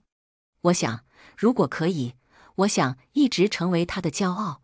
期末考试之后就是家长会，叔叔为了这一天，特意请了1天假，还买了新衣服，做了头发，说是不能输给其他的家长。我看他一连换了7、8套衣服都不满意，觉得就算不打扮，他也是班上最帅的爸爸。家长会当天，张叔叔穿着一身黑色西装，精神振奋地来到了我们的教室，吸引了好多妈妈的目光。那个是你爸爸吗？长得真帅。我的同桌小胖子吸了吸鼻涕，艳羡地看着我，不像我爸爸，就知道在厕所里玩手机。偷偷告诉你，他还得了痔疮，每次家长会都是妈妈来。哎，真是一个没用的爸爸。我听着小胖子的吐槽，骄傲地抬了抬下巴。我爸爸当然帅了，他还是一个警察叔叔，会抓坏人，可厉害了。真的吗？你爸爸是警察叔叔？哇，好厉害呀！小胖子果然羡慕了。平时他在班上总是揪我的小辫子，可讨厌了。现在他知道了我的爸爸是警察，应该不会再欺负我了吧？果然，接下来的6年小学生活，小胖子都不敢再揪我的小辫子。小学6年时间，张叔叔把我照顾得很好。曾经不会做饭的他，如今已经能够炒得一手好菜。我的身高能够从90公分长到1.6米，多亏了张叔叔每天给我变着法做的各种好吃的。童年挨饿的记忆让我从不挑食，即使是小朋友都不喜欢吃的胡萝卜和青椒，我都会吃得干干净净。张叔叔每次都说我太乖了，这让他特意学的对付挑食孩子的菜谱，没了用武之地。记得我刚来到这个家时，张叔叔第一次下厨就做了一份炭烤西红柿，明明是西红柿炒鸡蛋，他都能把鸡蛋炒糊。1.85米的汉子穿着围裙，拿着锅铲，低头可怜兮兮地看着我。西西，对不起，爸爸不会做饭，要不咱们吃外卖吧？我和他吃了半个月的外卖之后就开始拉肚子。张叔叔为了我的身体健康苦练厨艺，终于能做出一顿像样的饭了。他做的还是西红柿炒鸡蛋，虽然西红柿不怎么熟，鸡蛋也有些老，但那是我吃过最好吃的饭了，仅次于幼年时妈妈给我的半个馒头。除了身高，我的学习成绩也永远保持第1名。每次家长会的时候，张叔叔总是最骄傲的那一个，收获了无数家长羡慕的眼神。而他的工作仍然十分危险，好几次在面对穷凶极恶的罪犯时，总能逢凶化吉。虽然有时候会受点小伤，但那些和生命起来已经好很多了。警局里的同事们都戏称他是幸运星，每次都抢着要跟他执行任务。有一次，他要去抓捕一个罪犯，这个罪犯是个十足的变态，他曾经犯下2起灭门惨案，杀人的手法不仅残忍，而且血腥。听说在当时的犯罪现场，有好几个小警察都吐了。为了抓到他，张叔叔好几天不眠不休。终于得到了犯人的线索，实施抓捕之前，我担心的整宿都睡不着觉，一直在心里为他祈福，希望他能平安归来。也许是我的许愿起了作用，张叔叔果然平安回来了，而且他的战友们一个都没少，全都完整无缺的归队，只有2个受了点小伤，住了半个月的医院。我去看他们的时候，就听到张叔叔和同事说起这次的事件。这一次的抓捕行动实在是太幸运了，那个蒋国南也是倒霉，他怎么也没有想到，他手里的那把手枪竟然会炸膛，把他自己给炸了。从张叔叔和他朋友的交谈中，我知道了事情的经过。他们当日抓捕蒋国南，也就是那个杀人犯的时候，他正在进行一场犯罪，受害人一家3口都被绑了起来，被他吊在仓库里进行虐待。警方和他进行了一场激烈的交战，蒋国南手里有枪，而他本人也非常狡猾，竟然趁机逃走。等张叔叔他们再次赶到蒋国南的藏身之地，他将手里的枪已经瞄准了张叔叔的头，并且残忍地按下了扳机。然而，令人惊讶的是，这把手枪却在此时炸膛了，爆炸的威力将蒋国南的手瞬间炸伤。而张叔叔他们也趁着这个空档，立刻实施了抓捕，将这个凶残的杀人狂魔逮捕归案。因为抓捕有功，张叔叔还因此升了职。经过这一次的事件，张叔叔坐实了幸运星的名头。我听说，还有他的同事每天都要拜一拜他的照片，希望自己也能有他这样的好运气。我偷笑，张叔叔之所以这么幸运，是因为我的存在。这么多年了，我已经彻底了解了自己的体质，对我有恶意的人就会变得十分倒霉，而真心对我好的人就会变得好运。张叔叔能逢凶化吉，是因为他对我好，而我也愿意将自己的好运分给他。在他的升职宴会上，我喊了一连串的干爹干妈，红包收到了手软。这些年，我和张叔叔的同事们都混熟了，他们都很喜欢我，一个个的都抢着当我的干爹干妈，逢年过节就给我发红包。我的小金库一直都满当当的，也正因为如此，他们这个部门在整个局里原本是最危险的存在，却很少有人伤亡。我家西西就是我的福星，为了西西，我也不会轻易死掉的。张叔叔喝多了，一直喊我的名字，说我是他的福星，几个干爹干妈也随声附和。我也觉得，上次我去买彩票，就摸了摸西西的脸，就中了200块。还有我呢，上次西西来警局，他说我马上有小宝宝了，我还不信呢。去医院一查，果然已经怀孕了。西西就是我们的小福星呀！我坐在人群里，如同众星捧月，让我都有些不好意思了。奶奶，你看到了吗？其实我根本不是什么灾星，但是你可能根本不会相信吧。关于我奶奶和爸爸的事情，张叔叔把我收养之后，我就很少想起他们了。记忆里那张狰狞的脸已经开始变淡，甚至褪色。我甚至已经记不起爸爸的脸，然而他带给我的伤痛却仍旧那么深刻。我到现在还不是很喜欢和男生接触，看到高壮的男人的第一反应还是会害怕。他们只要抬起手，我都会下意识地缩下头，哪怕我知道他们不会打我，可我就是觉得害怕，这是刻在我骨子里的条件反射。张叔叔告诉我，我爸爸现在脾气还是很差，但在知道自己永远都生不了儿子之后，仿佛老了10岁。他现在只能瘫在床上，整日骂骂咧咧。而我的奶奶在监狱里也过得不是很好，她不喜欢女孩，在里面也经常骂别人赔钱货，别人可不会惯着她。她被打了好几次，腿都被打折了，骨头没接好，现在走路都有点瘸。如今虽然出狱了，但过得很不好，一直靠着捡破烂养我爸爸。我听完只是淡淡一笑，继续做我的卷子。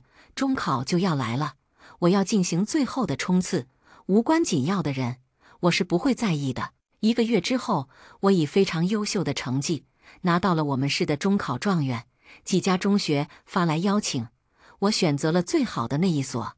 拿到通知书的时候，张叔叔看起来比我还兴奋，当天晚上就挨个给通讯录里的好友打电话炫耀：成哥，我闺女考上一中了，我要举办谢师宴，你要记得来呀。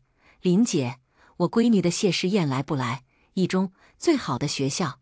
喂，你还不知道我闺女是中考状元吧？哈哈哈！经过张叔叔一晚上的努力，我的微信差点爆掉，收红包收到手软。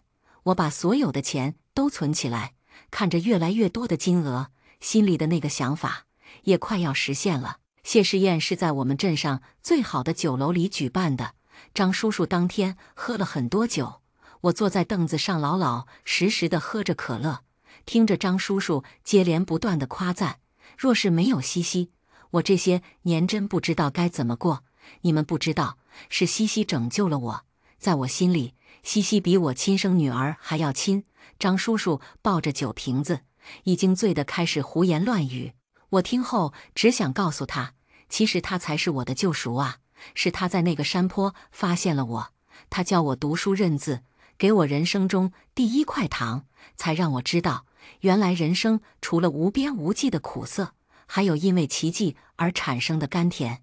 我想，如果没有他，我可能在妈妈去世之后的某一天，也会被爸爸打死，又或者被奶奶卖到别的山村里当童养媳，或者给别的男人生孩子，一辈子就这么过了。我想让自己变得优秀，就是想让所有人都知道，我是张叔叔的骄傲，他救了我，我没有辜负他的期望。24，我考了试第1名的消息在网络上大肆宣传，各种短视频平台都可以搜到我的照片。与此同时，一个视频也在这时后火了起来。井号中考状元的奶奶在捡垃圾。井号成绩可以过滤学渣，但是过滤不了人渣。井号白眼狼孙女。井号3个词条的突然出现，让我的存在备受争议。视频里是我奶奶苍老又脏兮兮的脸，她艰难地在垃圾桶里翻着矿泉水的瓶子，瘸着一条腿，拖着袋子，继续寻找下一个垃圾桶。画面里出现了声音：您说您是张晨曦的奶奶对吗？她满是沟壑的脸对着镜头，露出一个疑问的表情。谁是张晨曦？我只有一个孙女，她叫小丫。不过自从她爸爸瘫痪之后，小丫就被有钱人收养了。这孩子狠心，已经6、7年没有回来看我们了。奶奶说完，还抹了抹眼泪，画面看着有些揪心。那你认识这个人吗？那个人拿出我的照片让我奶奶看，他指着照片中的我，大声说道：她是我孙女小丫，跟她妈长得一样。小丫呀，你现在在哪呀？奶奶好想你，你爹也想你，你就回来看看我们吧。我想你呀。奶奶大声地哭诉着，她说我没良心，走了就不回来了。视频的最后还把她现在住的地方拍了进去，我爸爸也在里面。他脸色蜡黄的躺在一群垃圾堆里，原本又高又壮的身体，如今瘦的只剩下一把骨头，高高的颧骨露出来，让他更加显得刻薄阴鸷。他看着镜头，诉说着他对我的思念。他说他很想我，再次看到他，我以为我会感觉到恐惧或者害怕，但奇怪的是，我并没有。他已经老了，还是一个废人，再也不能像以前那样打我。我看了一眼视频里的两个人，随后平静地关上了手机。我不知道到底是什么人找他们拍的这个视频，但我相信他们不会有好下场的。网络上到处都充斥着骂我的声音，他们说我不孝顺，不管家里的老人，应该让学校取消我的中考名额。各种各样的人出来冒充我的同学和邻居，说我本来就不是什么好东西，在学校里早恋谈恋爱，还经常霸凌别人。这种不孝的人怎么配当中考状元？张晨曦就是一个人渣，建议取消他的中考名额，还是先学会做人吧。只有我觉得奇怪吗？张晨曦的爸爸还活着，他怎么被别人收养了？两个人该不会是那种关系吧？嘿嘿，干爹嘛，懂的都懂。他们质疑我，怒骂我，还造我的谣，我还没有什么反应，张叔叔就气得不轻。他让我先休息几天，不要看网上那些话，还强制拿走了我的手机。我知道他担心我，可我一点都不害怕，因为他们很快就会倒霉了，反击很快就开始了。我曾经住过的医院最先发出我当时的病历，我曾经受过的伤，一张病历单几乎都写不下，营养不良、骨折、身体多处殴打后的痕迹。那些触目惊心的照片全都被发了出来，的确是人渣，但这并不是小晨曦的错，不是所有人都是合格的父母，也不是所有的父母都会爱自己的孩子。请记住，即使生活在泥潭里，也要绽放出美丽的花。紧接着，警局的干妈和干爹们也将我爸和我奶坐牢的消息放了出去，甚至还用官博发了条视频，是张叔叔和他的同事们一起拍的。视频里，张叔叔穿着齐整的警服，面对镜头，眼神沉着。我宣誓，我们将一生打击违法犯罪，保护幼儿和妇女，绝对不会放过任何一个罪犯。拐卖妇女儿童，买卖同罪。这一条视频引起大量的转发和支持。原来小晨曦的奶奶和爸爸竟然是一个人贩子，我他妈还觉得他们可怜，我现在觉得他们面目可憎啊！支持买卖同罪，人贩子给野死！我要是张晨曦，我也不认他们好吗？那条视频的原作者在干什么呀？人家还不容易离开那个泥潭，他是想把人再拉回去吗？在我爸和我奶的身份曝光之后，那条视频的发布者就灰溜溜地删掉了视频，曾经骂我的声音都被心疼我所代替。我没有理会这些声音，邪恶终将无法战胜正义。在那天之后，我再也没有收到我爸和我奶奶的消息，只是在某一天突然接到了一个陌生的电话，一个苍老的男人声泪俱下地跟我说着对不起。我冷漠地挂断了电话。谢师宴过后，学校给我的奖金到账了，差不多有3万块。我数了数这几年存的小金库，再加上学校发的奖金，正好可以实施我很久以前的一个计划。暑假，张叔叔决定带我去自驾游，他问我有没有想去的地方。我抬头看着窗外的夕阳，橙色的落日余晖均匀地洒在天际，像是一幅浓墨重彩的油画，瑰丽且神秘。叔叔，你能不能带我去一个地方？张叔叔愣了一下，你想去哪里？我想回家看看。我说的那个家，是我曾经的家，每年我妈妈忌日的时候，我都会去。我们没有进村，而是直接去了后山，找到了属于我妈妈的那个小坟包。我一边清理着坟头上的杂草，一边给我妈烧纸。妈妈，我又来看你了，离上一次还没多久，可是我想你了。张叔叔对我很好，我也考上了很好的中学。你留下的那本日记，我也看完了。妈妈，我真的不怪你的，我知道你不爱我，可是，在那种情况下，你不爱我，没有任何人会怪你。你是我的妈妈，你给了我生命，在最后一刻仍然会保护我。即使你说你不爱我，我也爱你，永远爱你。妈妈，我知道你不想留在这里，你想离开，想要自由，所以我现在来接你离开这地方。我有钱了，我给你买一块墓地，就在我姥姥姥爷的身边。你一定很想你的家人吧？对不起，妈妈，我花了这么久的时间才找到他们。说到此处，我哭得哽咽，泪水也模糊了视线。我认字之后，就看完了妈妈留下的那本日记。她在上面写了很多很多想念爸爸妈妈的话。自从我出生后，她的日记里多了一个我。妈妈总是在纠结要不要对我好。她不喜欢我，是因为我是我爸强迫她生下来的孩子。可当我出生的时候，那么小的一小团躺在她的怀里哭，心就莫名柔软了。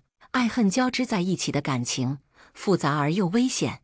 理智上，他知道我并没有错，可感情上，他无法接受我的存在。就这样，我妈纠结了几年，直到她再次怀孕。那天，妈妈的心情糟透了，整个本子都被她涂成黑色。可想而知，她当时的心情有多乱。这个孩子的到来，不是希望，而是另一个噩梦，一个将她彻底拖进深渊的噩梦。我这时候才知道，当时我的许愿给妈妈带来了多大的伤害。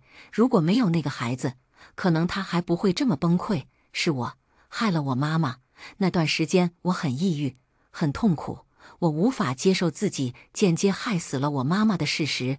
张叔叔看出了我的不对劲，问了我好久，我才把心里的话告诉他。听完我的话之后良久，张叔叔才叹了口气：西西，当时的你才5岁，让你妈妈怀孕的并不是你，而是你父亲。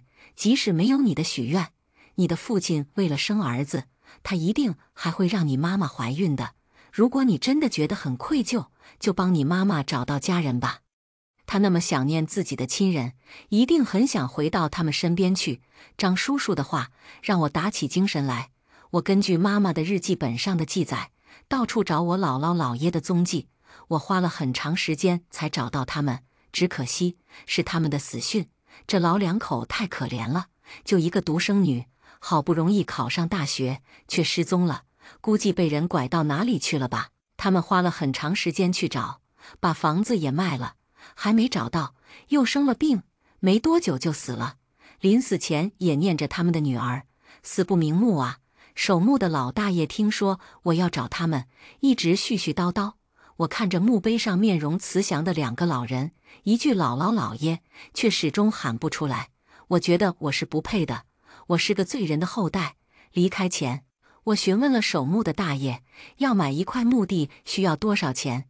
得到答复之后，我就开始攒钱了。我现在终于攒够了这笔钱，可以带妈妈回家了。迁坟的事进行得很顺利，妈妈已经回到姥姥姥爷身边了。看着墓碑上妈妈充满笑容的照片，我放下手里的小雏菊。我会用我的余生，每天祝愿她，愿她来世幸福美满。番外，张晨曦18岁的时候，终于迎来了她的叛逆期。在这之前，她总是很听话、很懂事。在16、17岁这个年纪，所有家长都会担心孩子会叛逆的时候，张晨曦却表现得与众不同。她几乎没有叛逆的时候，她很听话，很懂事。我甚至因为她太过懂事而苦恼过。我希望她能像其他孩子那样，偶尔任性一下。可西西却从来不做学习以外的事，自律的可怕。每天定点起床，背单词，上学，跑步，天天如此。我一度会担心她的身体出问题，带着她去医院检查了好几次。让我宽慰的是，她的心理和生理都很健康。我和西西的干爹们说起这件事的时候，他们都怀疑我在凡尔赛。你小子有福呀，捡了个这么好的闺女，羡慕死我了。对，能捡到西西，确实是我的福气。可我没想到的是，她的叛逆期不是没有，而是来了晚了一点罢了。张晨曦，你能告诉我这个高考志愿是怎么回事吗？我看着平板电脑上的记录，一脸平静地看向窝在沙发里抱着一杯热可可的女孩。小丫头长大了，不是我刚认识她的时候那副干瘪瘦小的模样。她现在长得很好，腿长手长，只是不管我投喂她多少肉，她永远都是那么的瘦，就是你看到的那样。她把装着热可可的牛奶杯放下，唇上沾着一些巧克力，看我的目光里带着一抹偏执。咱们市的大学不好吗？一样是985，而且我还能1个星期回1次家。爸爸，难道你不想我吗？这么多年了，你连个老婆都没有。如果我去上了清华北大，你自己一个人在家里，我怎么放心得下？怎么就放心不下了？我又不老。我反驳他，他一脸不信地看着我。我不在家，是不是又要吃外卖，还会偷着抽烟？我才没有。西西不在家的时候，我确实懒得做饭，但偷着抽烟，我从来没有。别急着反驳我，程叔早就告诉我了，你偷着抽烟。我有些心虚的别过头。咦，我们不是在说他高考志愿的事情吗？西西，你听爸爸说，志愿改一改，你如果不喜欢清华和北大，就选别的学校。我虽然很高兴他终于任性了一次，但却不想他以后后悔。爸爸，我没有任性，你想让我上北大也可以，你找个老婆，我立刻就去上北大。说完这句话，西西从沙发上站起来，转身就回了房间。临走前还拿走了那杯热可可。老父亲玻璃心都碎了，为了疏解心里的情绪，我连夜给老程打了电话。老程，怎么办？我好像把西西养成了爸宝女，他想让我找个老婆，不然就在本市上大学。你说我该怎么办？对面的老程好像在加班，只说了一个滚，就挂断了电话。我拿着手机，枯坐在客厅里，看向窗外的璀璨灯光。怎么办呢？在认识西西之前，我就已经决定这一生都不会爱上另外一个人。事实上，我也做到了，因为我爱的那个人，他已经不在了。在没有去那个村子当卧底之前，我有一个女朋友。她笑起来开好看，我们2个青梅竹马，可以说在一个警察大院里长大的。她叫林弯弯，我喜欢叫她弯弯，这是个独属于我的名字。我和他的父母都是同事，从小我就喜欢和他在一起玩，也许是受到父母的影响，我们2个约定好，都要考上最好的警察学校。可是还未等我们长大，一场恶劣的杀人事件就夺走了我和他父母的生命。一个穷凶极恶的犯人在小学埋了几个炸弹，为了救出那些小朋友，我们的父母和那个犯人同归于尽了。在他们的葬礼上，我和弯弯都没有流泪，等所有人走后，弯弯才扑到我的怀里哭。小婷哥哥，我们以后都没有爸妈了，不怕，你还有我，我会保护你。我拍着他的背，在心里默默起誓，我会用一生保护你。我说到做到。父母死后，为了方便照顾，我们就搬到一起。我们一起参加了中考、高考，我终于考上了自己从小就喜欢警察大学。毕业后，我成了一名警察，而弯弯，他选择了政法大学，现在是一名律师。在我22岁那年，上头接到一个非常棘手的案子，一个在国外常年拐卖妇女的犯罪团伙，悄悄地潜入我国境内。他们依靠各种方法，将我国的妇女儿童拐卖到东南亚。这些女孩有可能会成为某个富商体内的器官，也有可能卖地下场所，被人肆意凌虐。我们探访了很久，决定派出一个卧底，深入这个团伙的内部，从而了解他们的情况。人选很快就出来了，听我的上司说，他是自愿来当卧底的。可我没想到，来的人竟然会是弯弯。看到我震惊的眼神，林弯弯像小时候那样冲我笑一下。小婷哥哥，没想到会是我吧？我没有说话，眼神相碰的时候，我已经知道了，他是肯定要去的。我想拯救更多的人，所以才会选择当一名律师。小婷哥哥，不要劝我，如果我们成功了，就能彻底销毁这个毒窝，我们会救下更多的人。那些妇女和孩子，他们不应该被当成货物任意买卖。带着这样的心情，弯弯去了。他顺利地成为一名卧底，一直替我们传递情报。案子最终在半年后侦破，整个犯罪团伙都被抓捕归案。可林弯弯却再也回不来了。他在里面被人踩断了脊骨，遭受许多的虐打和凌辱。几张薄薄的纸记录了在他身上发生的所有事情。我泣不成声。他在哪？他现在在哪？我从上司口中得到了弯弯的消息，迫不及待地去看了他。那天阳光很好，我却感觉手脚发冷，就像是我父母离开我的那天一样。他躺在病床上，那么一小团，似乎没有重量一般，安静地看着我。我看着他消瘦的脸，残破不堪的身体，红了眼眶。小婷哥哥，你来了。我现在是不是很丑？我摇了摇头，才不是，你在我眼里永远都是最漂亮的。他笑了，苍白又消瘦的脸上露出一个浅浅的笑容。我每天都去医院看他，陪着他，帮他擦洗身体，喂他吃饭。在他因为疼痛而睡不着觉的时候，把他抱在怀里，也只有在这个时候，他才会哭出来。